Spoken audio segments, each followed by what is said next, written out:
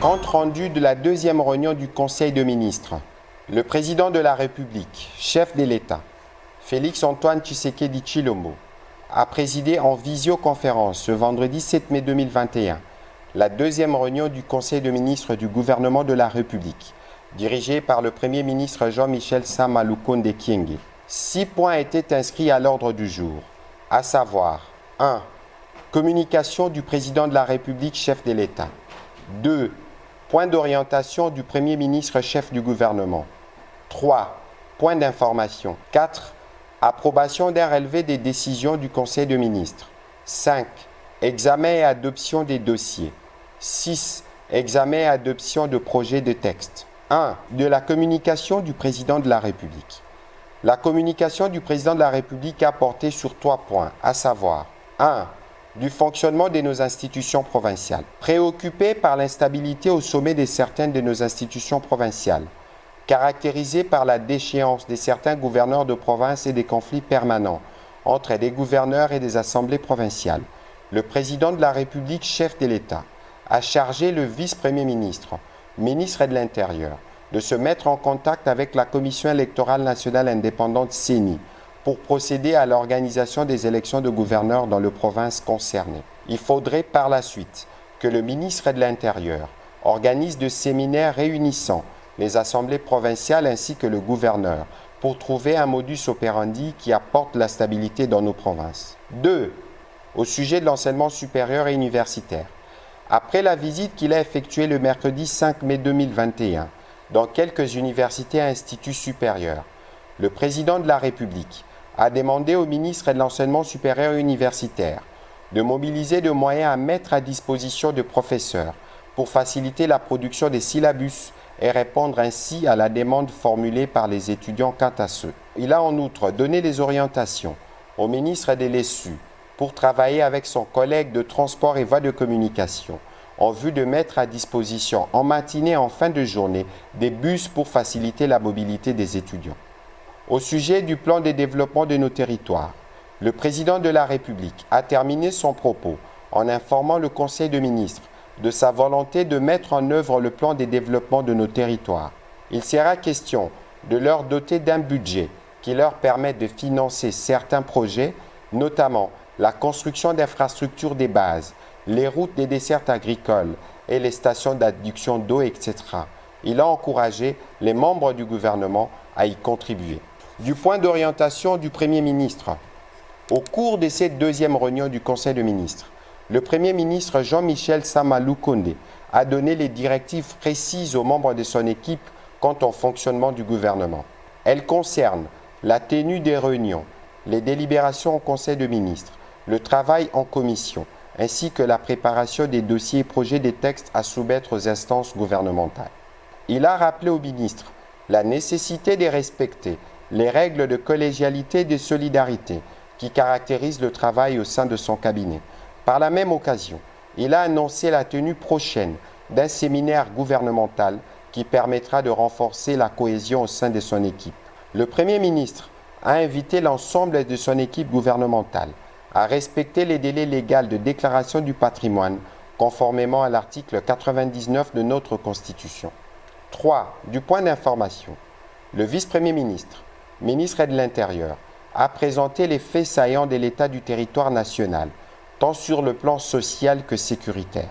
Il a rappelé que la population attend du gouvernement de la République des signaux forts pour que ces revendications soient prises en compte. Il a noté que la population a accueilli favorablement la décision du président de la République proclamant l'état de siège dans les provinces de l'Ituri et du Nord Kivu, laquelle mesure a été suivie par la nomination des gouverneurs et vice-gouverneurs militaires et policiers à la tête de provinces suisses évoquées. Le vice-premier ministre, ministre de l'Intérieur, a également noté le mécontentement des utilisateurs des réseaux de communication vis-à-vis des méthodes de prélèvement de faits des RAM initiées par l'autorité des régulations de postes et de télécommunications. Quant à la taxation de ces services, il a suggéré la constitution d'une commission interministérielle pour examiner cette situation afin d'éclairer l'opinion. Le ministre de la Défense nationale et ancien combattant a pour sa part brossé la situation générale du pays par zone de défense.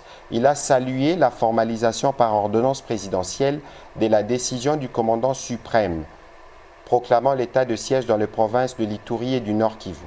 De son côté, le ministre de la Santé publique a informé le Conseil de ministres de la découverte dans un immeuble situé dans la commune de La Gombe de 25 cas de Covid-19, parmi lesquels 20 expatriés et 5 Congolais.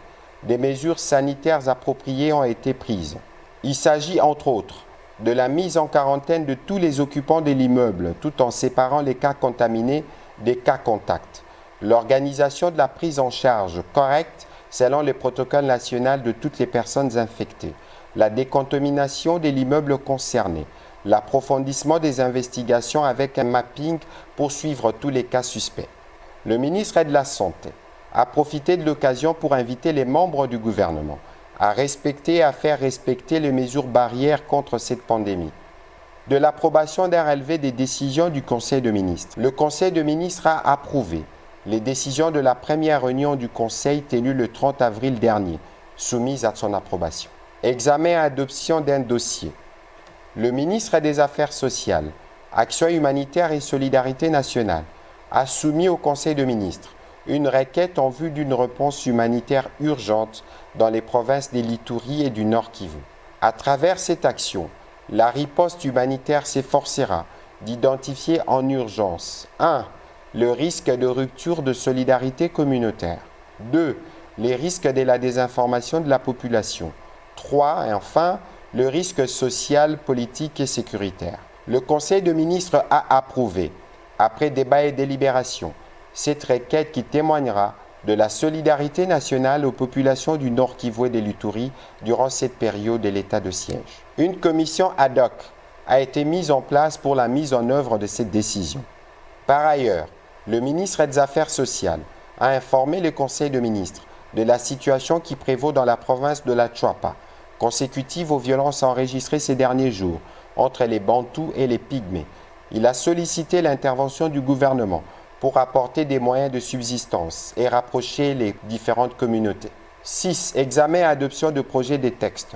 Le projet d'ordonnance rapportant l'ordonnance numéro 08/003 du 9 janvier 2008 implantant une cour militaire opérationnelle dans la province du Nord Kivu a été présenté au Conseil de ministres par la ministre d'État, ministre de la Justice et garde des Sceaux. Elle a sollicité son approbation en vue de se conformer à l'ordonnance du 3 mai 2021 portant proclamation de l'état de siège qui autorise les voies des recours, celle-ci n'étant pas autorisée dans cette juridiction conformément à l'article 87 du Code judiciaire militaire. L'existence de cette juridiction devient donc incompatible avec les mesures pré-rappelées. Ce projet d'ordonnance a été adopté moyennant amendement. Pour sa part, le ministre de l'Industrie a présenté les projets de décrets portant approbation de la convention de collaboration signée entre le gouvernement de la République démocratique du Congo et la firme AVZ. Ensuite, il a présenté le projet d'un accord de collaboration entre le gouvernement et l'entreprise précitée. Ces deux textes ont été renvoyés à la commission interministérielle compétente avant son examen en Conseil de ministres. Commencé à 10 h, le Conseil de ministres s'est clôturé à 13 h 47. Je vous remercie.